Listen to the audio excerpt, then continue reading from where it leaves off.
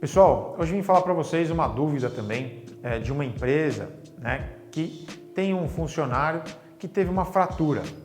E esse funcionário teve uma fratura lá no começo do mês e o ortopedista dele disse que ele pode trabalhar normalmente, mas ele usa um RoboFoot e vim falar para vocês um pouquinho sobre isso. Então, pessoal, se a gente tem um afastamento, qualquer que seja, geralmente a gente tem aí uma causa. No caso desse funcionário, é uma fratura. Uma fratura, ela não se consolida em menos de 30, 45 dias mais ou menos, tá? Lógico, de caso a caso, Mas em torno de 45 dias para uma consolidação. Então, essa pessoa, ela precisa ficar com uma imobilização. E o ortopedista orientou e pediu para que este paciente usasse um RoboFoot. O que é o RoboFoot?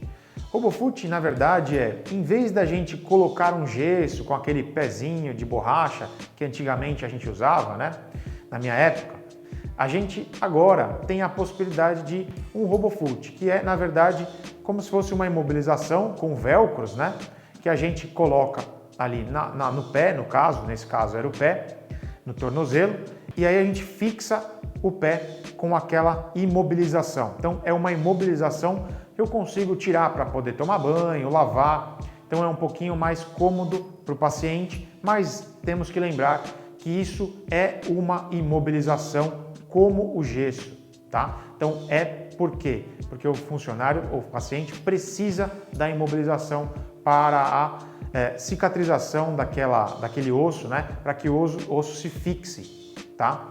Então, por que a gente orienta a empresa, a esse funcionário só voltar se for o caso de home office? Porque se esse funcionário tiver que ficar se deslocando com uma muleta ou com o RoboFoot, ele tem o risco de cair no trabalho, tem o risco de cair no trajeto para o trabalho. Então, se a empresa assim quiser, o ideal seria que a empresa fizesse aí um documento junto com o jurídico, para que haja esta ação de todas as partes. O funcionário tem que querer, a empresa tem que estar ciente e deixar o ambiente para ele mais propício, para ele não ficar tendo trajetos, para diminuir esse risco. E aí sim, ele voltaria com essas restrições. O ortopedista, ele não tem esta visão do médico do trabalho, mas nós temos que ter essa visão. Às vezes ele fala, pode trabalhar, porque ele trabalha numa função administrativa, trabalha com computador.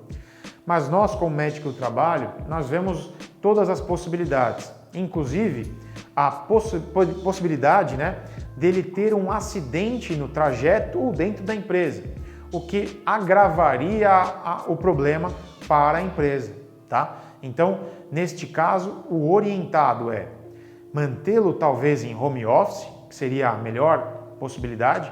Ele continuaria trabalhando, exercendo as suas atividades normalmente, dentro da casa dele, num ambiente controlado, sem risco para ele cair, E se por acaso a empresa optar, não, precisamos dele realmente na empresa, temos que, o ideal, fazer um termo, de que a empresa está ciente, o funcionário está ciente e as condições para que ele exerça aquela atividade naquele local com as orientações que vamos passar.